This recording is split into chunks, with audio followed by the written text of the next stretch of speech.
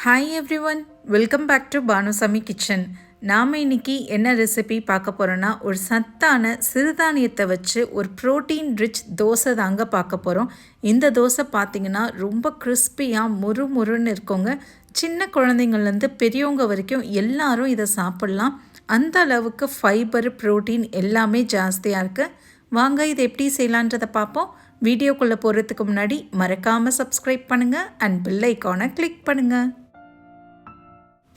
First நம்ம எல்லா சிறுதானியத்தையும் ஊற வச்சுக்கலாங்க. அதுக்கு ஒரு பாத்திரம் எடுத்துக்கோங்க. இதில் 1 கப் அளவுக்கு உளுந்து, 1/2 கப் அளவுக்கு கேழ்வரகு சேர்த்துக்கோங்க. இது கூடவே 1/2 கப் அளவுக்கு சாமை சேர்த்துருக்கீங்க. நீங்கள் இந்த சிறுதானியம் தான் சேர்க்கணும்னு இல்லை, எந்த சிறுதானியம் கிடைக்குதோ நீங்கள் அது கூட சேர்த்துக்கலாம்.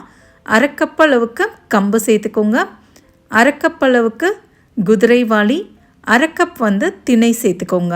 டோட்டலாக பார்த்தீங்கன்னா நான் 5 சிறுதானியம் சேர்த்துருக்கேன். உளுந்தை தவிர்த்து சொல்கிறேங்க. உளுந்தோடு சேர்த்திங்கன்னா 6 சேர்த்துருக்கேன். நீங்கள் இந்த சிறுதானியம் தான் சேர்க்கணுன்னு இல்லை, எது கிடைக்குதோ அதை சேர்த்துக்கோங்க. இதை 2 வாட்டி நல்லா கழுவிட்டு 8 மணி நேரம் இதை நம்ம ஊற வச்சிடலாம். இது 8 மணி நேரம் அப்படியே இருக்கட்டும். அடுத்து இன்னொரு பாத்திரம் எடுத்துக்கோங்க. இதில் 1/2 கப் அளவுக்கு இட்லி அரிசி சேர்த்துக்கோங்க. 1/2 கப் அளவுக்கு வெள்ளை அவல் சேர்த்துக்கோங்க. இட்லி அரிசிக்கு பதில் நீங்கள் கருப்பரிசி, சிகப்பரிசி கூட சேர்த்துக்கலாங்க. இதையும் கழுவிட்டு ஒரு 8 மணி நேரம் இதை அப்படியே ஊற வச்சுருங்க. இதுவும் 8 மணி நேரம் அப்படியே இருக்கட்டும். 8 மணி நேரத்துக்கு அப்புறம் நான் இதை மிக்சியில் தாங்க ஆட்டி எடுக்க போகிறேன்.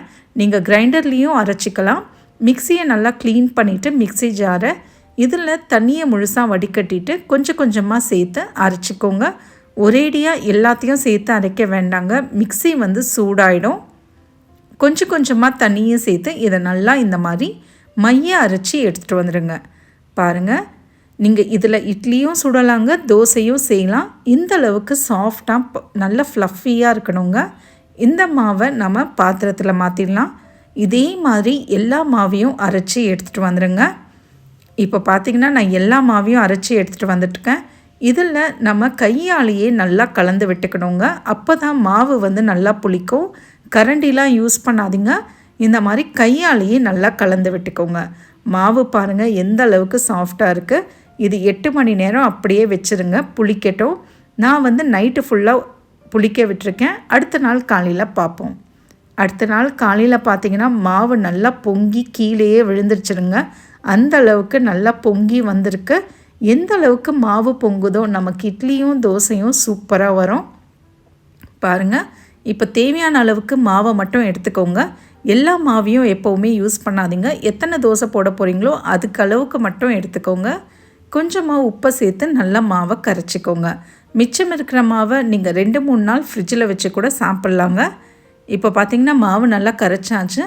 தோசைக்கல் நல்லா சூடான பிறகு அடுப்பு தீயை மீடியம் ஃப்ளேமில் வச்சுருங்க. இப்போ 1-2 குழிக்கரண்டி அளவுக்கு மாவை சேர்த்து தோசையை சுட ஸ்டார்ட் பண்ணுங்கள். இது ரொம்ப கிறிஸ்பியாக இருக்குங்க. நார்மலாக செய்கிற தோசையை விட இது உங்களுக்கு ரொம்ப ஹெல்த்தியாக இருக்கும். ப்ரோட்டீன்லாம் இதில் ஜாஸ்தியாக இருக்கும். கொஞ்சமாக நெய்யும் எண்ணெயும் சேர்த்துட்டு மிதமான சூட்லேயே வச்சு இதை நீங்கள் குக் பண்ணி எடுத்திங்கன்னா மொறு தோசை ரெடி ஆயாச்சுங்க. பாருங்கள் எந்த அளவுக்கு கிறிஸ்பியாக இருக்குது பாருங்கள். குழந்தைங்க கூட இதை விரும்பி சாப்பிடுவாங்க. இதே அளவுகளோடு ட்ரை பண்ணுங்கள், உங்களுக்கும் இது சூப்பராகவே வரும். ட்ரை பண்ணி பார்த்துட்டு எப்படி வந்ததுன்றதை கமெண்ட்ஸில் சொல்லுங்கள். மறக்காமல் சப்ஸ்கிரைப் பண்ணுங்கள் அண்ட் பெல் ஐக்கானை கிளிக் பண்ணுங்கள். தேங்க்யூ ஃபார் வாட்சிங்.